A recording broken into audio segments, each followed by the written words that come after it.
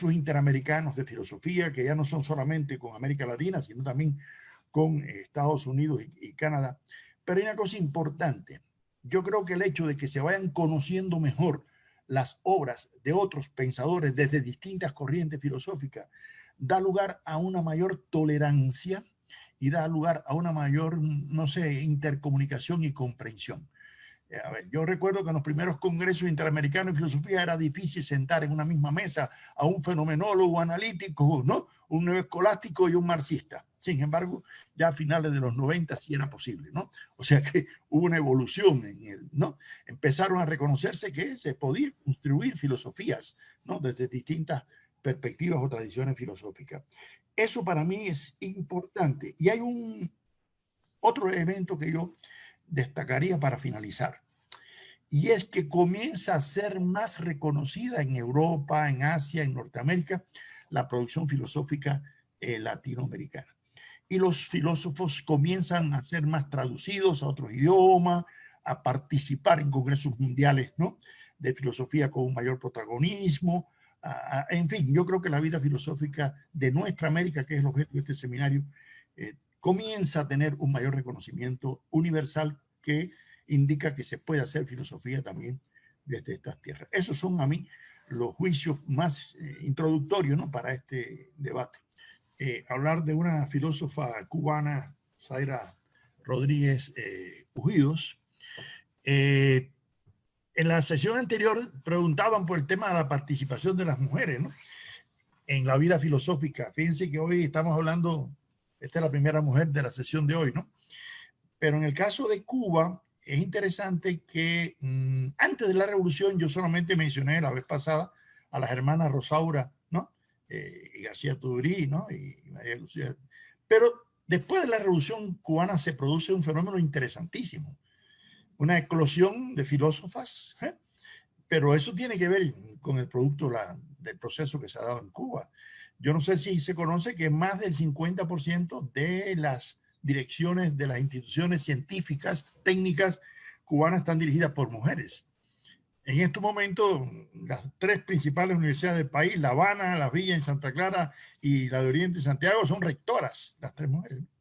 Entonces, no es de extrañar que en Cuba, desde los años 60, se produce una erupción de mujeres, ¿no?, que habían jugado un papel protagónico en la vida filosófica cubana de la segunda mitad del siglo XX.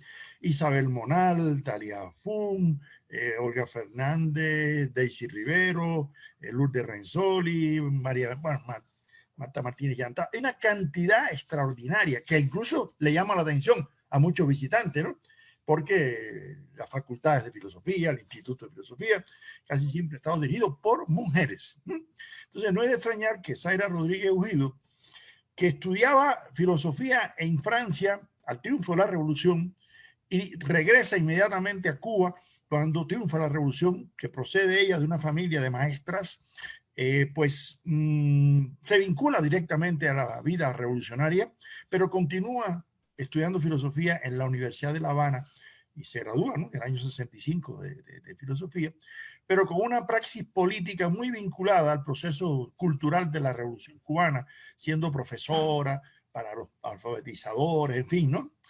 Y luego viaja a la Unión Soviética a estudiar en la Universidad de Lomonosov en Moscú y hace su tesis doctoral sobre el problema del hombre en Hegel y en la filosofía marxista. Cuando Zaira regresa a Cuba, en ese tránsito de los 60 a los 70, se está produciendo una transición en el pensamiento filosófico cubano. En los 60 había un desarrollo de muchas corrientes filosóficas dentro del llamado marxismo occidental. Eso lo he estudiado en uno de mis trabajos por allá. Pero a partir de los 70 se produce una afluencia de muchos filósofos soviéticos con un marxismo-leninismo algo dogmático. Ella, que se ha formado en la Unión Soviética, pero que ha tenido vínculos con algunos pensadores soviéticos como Ilienko, Oyserman, Arushev, Mamardashvili, es decir, una serie de filósofos soviéticos que tienen posturas muy interesantes dentro del marxismo, pero que no caen en ese manualismo, ¿no? Sin embargo, va a tener cierta influencia, lógicamente, su pensamiento. ella va a jugar un papel protagónico en las transformaciones que se van a dar en la Escuela de Filosofía de la Universidad de La Habana. Primero porque abre la lectura hacia, no solamente hacia algunos autores del llamado marxismo occidental, ¿no? Sino que incluso empieza una labor de divulgar obras como las de Hegel, le hace prólogos a Fenomenología del Espíritu, a Rodolfo Mondolfo, que le da importancia grande en la vida filosófica cubana, ¿no? A Adolfo Sánchez Vázquez, a toda una serie de autores latinoamericanos. Pero el tema principal que le va a atender ella es el tema de la especificidad del saber filosófico. Y no dejó grandes obras voluminosas, han sido recogidas en 3 tomos, que han sido publicadas después de su muerte en un accidente lamentable en el 85, pero lo mismo en su obra sobre problemas de la naturaleza del saber filosófico, que Filosofía y Ciencia y Valor, que publica en Cuba y en México, y otros temas sobre la lógica dialéctica. Hay una preocupación en Zaira Rodríguez Ujido por la especificidad del saber filosófico. Y luego, desde cómo en la filosofía constituye para ella una forma de ciencia, pero una ciencia no particular, sino una ciencia superior que tiene como objeto no simplemente una reflexión racional sobre la realidad, sino también una valoración sobre la realidad. Y por eso Zaira va a jugar un papel importante en la recuperación de la determinación axiológica en la filosofía de tradición marxista. Es sabido que el tema axiológico no había sido muy abordado en la tradición filosófica marxista. Es más, la filosofía de orientación soviética consideraba que eso eran temas metafísicos, idealistas, ¿no? Y en verdad ella va a jugar cierto papel en recuperar que en la filosofía hay un elemento axiológico o valorativo, pero que no debe afectar la objetividad del saber científico. Y luego está muy vinculado con su concepción sobre el tema de la esencia de lo humano en la tradición marxista. El hecho de que ella se preocupara primero por la concepción del hombre y su vínculo con el trabajo en la filosofía de Hegel, y luego en la filosofía de Marx, en su crítica a Feuerbach. Ella también hace los prólogos a las obras de Feuerbach que se publican en Cuba, ¿no? La esencia de la religión, la esencia del cristianismo, así como los prólogos también a las obras de Kautsky, abriendo también una influencia hacia otros marxistas heterodoxos en el pensamiento cubano de esa época, da lugar a que ella se preocupe por ver la crítica que hace Marx a ese esencialismo abstracto, ¿no? de lo humano, que no vincula al ser humano en la producción material de su existencia.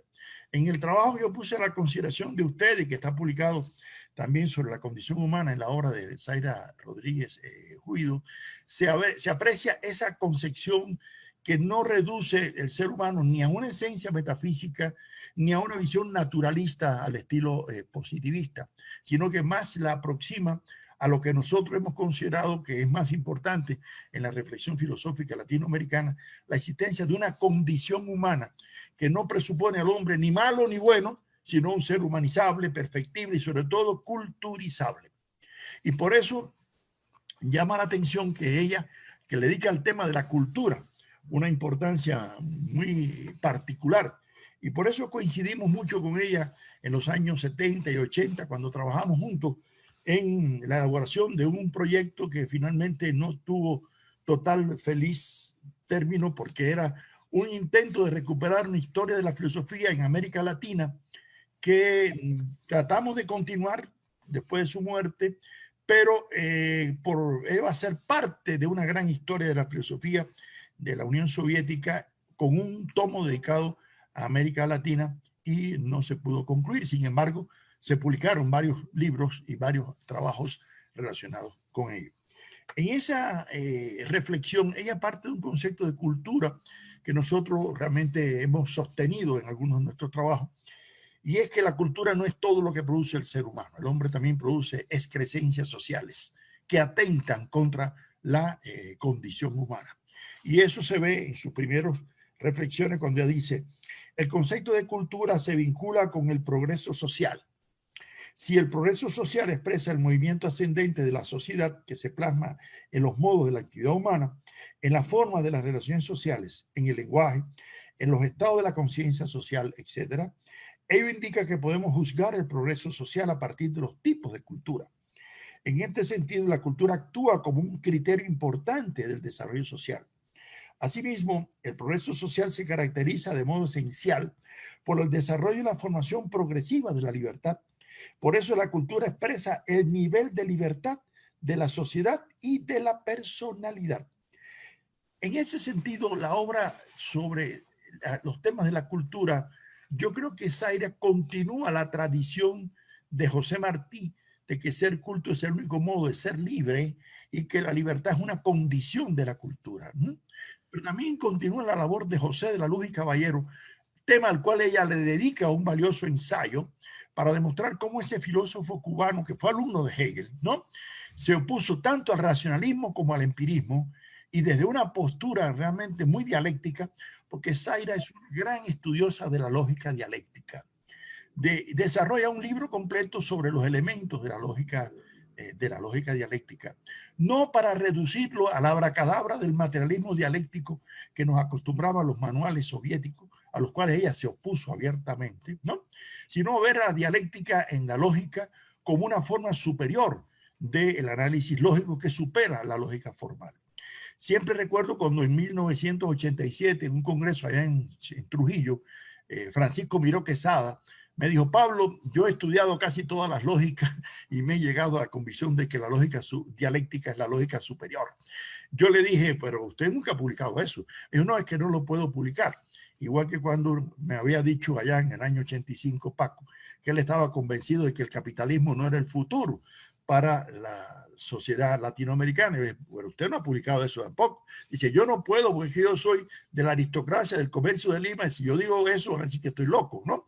Pero bueno, esas son cosas que están detrás de las conversaciones más importantes con los filósofos que a veces no son publicables, ¿no es así?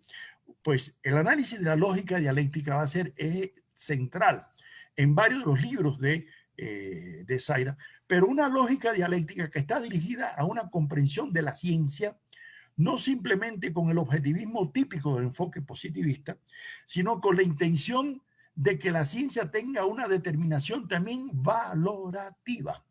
Y por eso otra de sus obras principales, Filosofía, Ciencia y Valor, es una crítica al altuserianismo, pero sobre todo a los neoaltuserianos mexicanos que estudia con profundidad.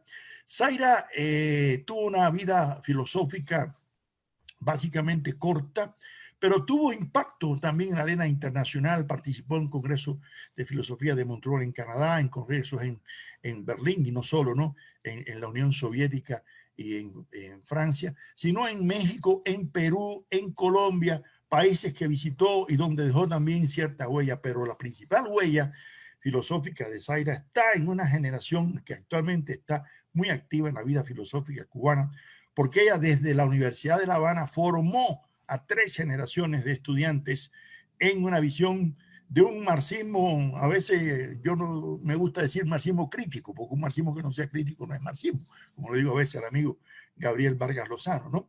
Pero sí de no caer en posturas dogmáticas, ¿no?, de la interpretación del marxismo. Y por eso Zaira fue una de las que promovió la invitación de Mario Bunge a La Habana, que asistimos a un curso de epistemología con él, de Adolfo Sánchez Vázquez, ¿no?, vínculos con Bolívar Echeverría, con varios filósofos heterodoxos, ¿no?, del pensamiento marxista de aquellos años 70 y 80. Y esa labor de abrir hacia el mundo latinoamericano la producción filosófica estaba también vinculada a su concepción de que el marxismo era ante todo una filosofía de la praxis y que el concepto de práctica era esencial en la filosofía marxista. De ahí algunas coincidencias, lógicamente, con Gramsci y con Sánchez Vázquez. Pero sobre todo insistiendo en que la filosofía debe ser un instrumento emancipador, un instrumento desalienador. Y por eso yo creo que la obra de Zaira también se inscribe en esa tradición humanista práctica, como es utilizado el término de Marx, ¿no?, de enfrentar a distintas formas de alienación. Y para Zaira, la ciencia y la filosofía en muchos países era utilizada más como un instrumento de dominación y no como un instrumento de emancipación. En tal sentido, Zaira es una crítica abierta del capitalismo, aparte de que tiene una postura profundamente revolucionaria e identificada con el socialismo, por lo menos en lo que entendemos en Cuba, ¿no? Por socialismo, y ahí contra viento y marea lo seguimos, ¿no? Construyendo después de tantas destrucciones, ¿no? De paradigmas y paradigmas de lo que debía ser, ¿no? El ideal comunista, porque ella no lo concebía tampoco como algo utópico, abstracto, sino como una utopía concreta que se construye, ¿no? De manera diversa. Ella le da mucha atención al tema de la verdad, y como profesora de epistemología, profesora de lógica dialéctica, va a insistir mucho en que la ciencia no puede ser una ciencia totalmente desvinculada y tiene que estar vinculada a los valores. Pero ella no va a caer ni en el ontologicismo de valores absolutos, ni en el subjetivismo de ver los valores simplemente como algo enteramente de la subjetividad humana. Por ello, ella dice que para esclarecer la naturaleza de los valores es imprescindible referirse a la naturaleza de la actividad práctico-social de los hombres, donde se gesta el valor y las dimensiones valorativas de la realidad. Los valores, en tanto objetos de determinaciones espirituales, no son otra cosa que la expresión concentrada de las relaciones sociales. Fuera de las relaciones activas del sujeto con el objeto, es imposible concebir la relación valorativa. Consiste en uno de los modos en que el hombre asimila la realidad, pero la esencia social del hombre se enajena, cosifica y objetiva en las propiedades de los objetos exteriores en forma de bienes materiales y espirituales y en un conjunto de representaciones, esquemas e ideales que determinan la actividad, la conciencia y la conducta de los individuos. Esto quiere decir que para Zaira los valores se objetivan en producciones materiales y espirituales, pero lo más importante no son los valores en sí, sino la valoración que hagan distintos sujetos sociales sobre los productos que a veces son culturales y a veces no son tan culturales. De manera que toda la obra filosófica de Zaira está orientada, en primer lugar, a darle una dimensión emancipadora a la filosofía, de contribuir a la cultura, y por eso ella en la labor práctica desempeñó una labor importantísima de los primeros años de la Revolución, siendo profesora de los que iban a ser maestros de las campañas de alfabetización en los primeros años, y luego en las facultades obrero-campesinas, y luego en la Universidad de La Habana. Ella jugaría también un papel muy importante en la unificación de nuestras tres universidades en los años 70, en los estudios sobre la filosofía en América Latina. Por eso creó un proyecto para vincularnos a las tres universidades en estos estudios. Y realmente tenemos que agradecerle que, aunque no se haya producido el estudio final de esa labor, sí surgieron muchos estudios sobre el positivismo en América Latina, sobre la filosofía en algunos de estos países, que incluso se produjeron y se publicaron en México, en Argentina, en otras partes. De ahí que se considere que Zaira fue la figura femenina y masculina a la vez, en el sentido de trascender a su género en la vida filosófica cubana de los años 70 y de los años 80. Y dejó una huella, a nuestro juicio, muy marcada en la vida filosófica cubana, que hoy en día ha sido reconocida en un homenaje que está ahí, lo pueden encontrar en el Instituto de Filosofía, que ella fue su subdirectora, y sus discípulos han reconocido esa labor, y sobre todo el papel tan importante que desempeñó en reivindicar algunos de los temas que la filosofía marxista-leninista tradicional no había estudiado. Por eso Zaira fue muy respetada en la antigua República Democrática Alemana. Recuerdo siempre la referencia a su obra cuando yo estudiaba allá. En la Unión Soviética también por ser una de esas marxistas heterodoxas, ¿no? De esas que han enriquecido la labor del pensamiento filosófico de nuestra América.